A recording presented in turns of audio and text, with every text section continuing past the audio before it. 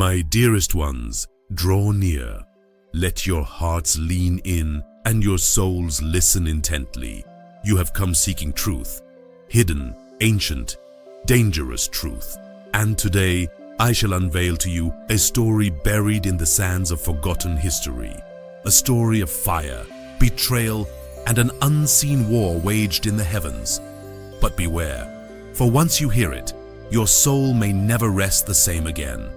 Many years before the great kingdoms you know, there ruled a man whose name struck fear into the hearts of men. Nimrod, the mighty king of Babel.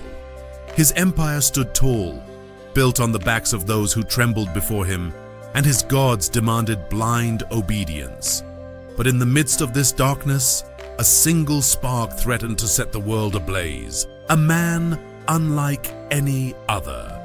A man called Abram. You see, my dear ones, Abram was not just a man. He was a whisper of rebellion in the ear of a godless world. He refused to bow to the idols of the land, and for that, he was cast into the belly of death itself. A furnace that burned hotter than the sun, prepared for 3 days and 3 nights to consume his flesh and erase his name from history. The king, his princes, and nearly 1 million souls gathered that fateful day, their eyes fixed upon the man who would defy the gods of Babel. But what they did not see, what they could not comprehend, was that the gods of men are but shadows before the fire of the one true God. Bound in cords of linen, stripped of dignity, Abram was hurled into the inferno. The crowd roared, the flames reached to the heavens, and for a moment it seemed as if darkness had won. But then, the fire obeyed him. Yes, my dear ones, the flames, hungry and cruel to all who came near, refused to touch him. They danced around his body but did not consume. They swallowed the cords that bound him but left his flesh unscathed. And there, within the heart of the inferno, Abram stood, walking, waiting, speaking with one unseen by mortal eyes. And yet, beside him, his own brother Haran fell, burned to ashes, his heart exposed as unfaithful before the Most High. Why was one delivered while the other perished? Why did the fire know the difference between the two?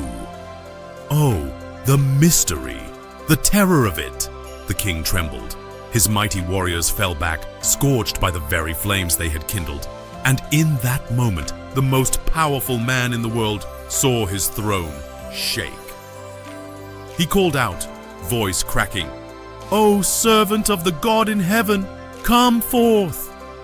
And Abram stepped out, untouched by the fire, his clothes whole, his face calm. "How did you survive?" the king demanded. And Abram, oh Abram, with eyes burning with a light not of this world, replied, "The God of heaven and earth, in whom I trust, has delivered me from the fire you prepared." But that was not the end, my dear ones. The king could not rest. For that night, the heavens sent him a dream, a warning, an omen of destruction.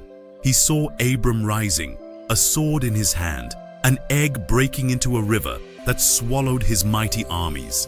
And when the wise men came to interpret it, their words shook him to the core. "This man, Abram, and his descendants shall rise against you, and they shall not be defeated." Oh, the terror in his soul! The king, though powerful, was but dust before the breath of the Almighty. And so Abram fled, hidden by the righteous Noah and his son Shem, protected by the shadows of time, waiting for the day when the promise would unfold. Now, my dear ones, what do you see in this tale? Do you see only fire and fear?